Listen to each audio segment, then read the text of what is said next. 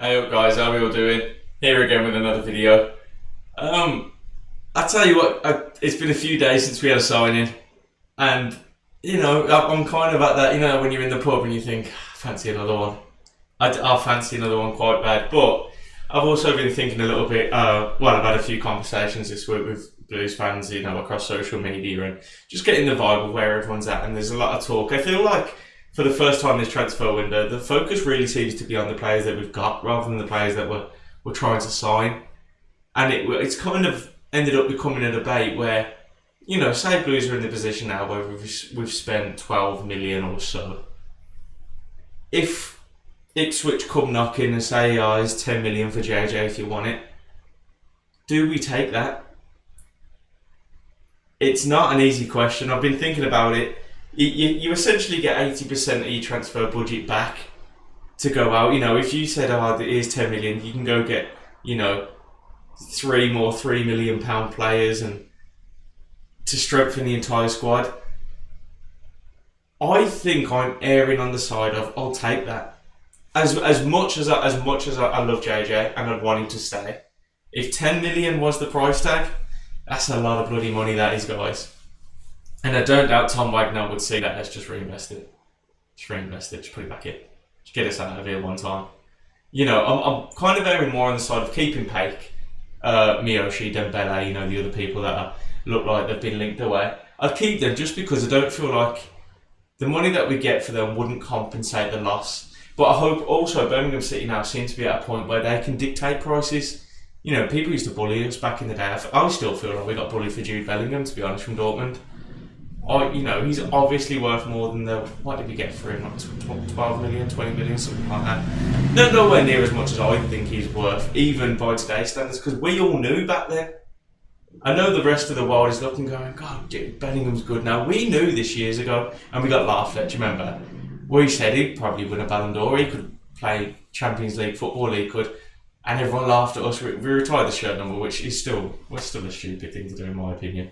But we knew it, and I still feel like the club wasn't in a position where they could really push back. And plus, whoever was in charge at the time, Don Reynolds, Carson Young, or whichever one of the million names got floated about back there, they just took the money, didn't they? So I feel like for the first time in Blues' recent history, we're in a position where we can actually dictate prices to clubs. So, if it was 10 million to Ipswich, or even like maybe 8, 9 million, 5 million's a rip-off. You can't give him away for 5. But if it meant bringing in a few players, I saw that Bo's been linked for 4.5 million. Now, I don't want to be that guy. I don't want to be this guy. But when we played him last season, when he played for Sheffield and he scored 2 against us, I said we should buy him. And I don't want to say I was the first. I want to say it was my idea. But I noticed this a year ago. But I would love him. I would love him. Him and Alfie May. Well, this is the thing. We only seem to be playing that one up front, don't we? So it would be alternating, but it's nice to have a variety of weapons in your arsenal, isn't it? You don't just want, as much as I love Alfie May, and he scored 3 and 3 or whatever it is, and he's small, and he's a rat in it. One of them players that just don't leave you alone. He's like, do mate, as a centre back. You can't just have another one of him come off the bench because if that's what teams are going to be ready for. League One, you're going to have some 6'2", 6'3" centre backs, and they're just going to punch him in the head, aren't they? So to have an Ugbo come on, or who was the other one? There was I never remember his name, man, but he was the short lad for Millwall, young, stocky black lad. I can never remember his name. He was brilliant, man. He bullied us that day. If you remember last season, we really ended a point, and Japhet Tanganga scored in the 90th minute or something. But a striker like that is ideal. I even maybe considered the possibility of, could you play Thor as like a false 9? I know he almost is in that cam position, but you can never really ask midfielders to score on a regular basis. It's not their job. You take away from other aspects of their game if you start demanding that of them. But for me, as much as I did also, I was an advocate of giving Djukovic another contract. You can't hang your hat on Djukovic. And don't get me wrong, when he comes on, he gives his all. But him and Alfie May aren't enough to supplement a League One season. This could be a 60-game season, this could. Easily. If you go far in the Bristol Street, I don't think we'll go far in the Carabao and FA Cup, and I wouldn't necessarily want to be honest. I don't think any of us are really caring about Carabao and FA Cup. We're kind of looking at the foremost priority is win the league, not playoffs. I do not want League One playoffs. My heart couldn't take it.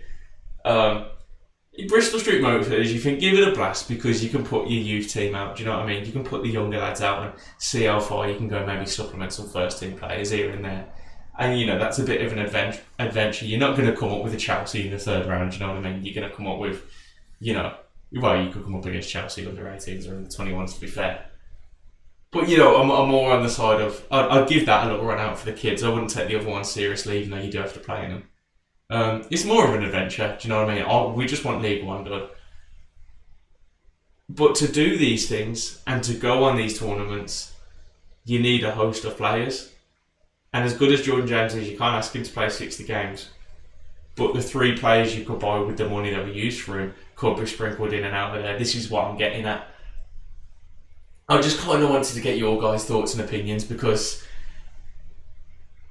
I'm slowly erring on the side of it. I've seen that also South Korea seems to be putting the pressure on Becc to not play League One football. But the thing is, as Becc, where'd you go?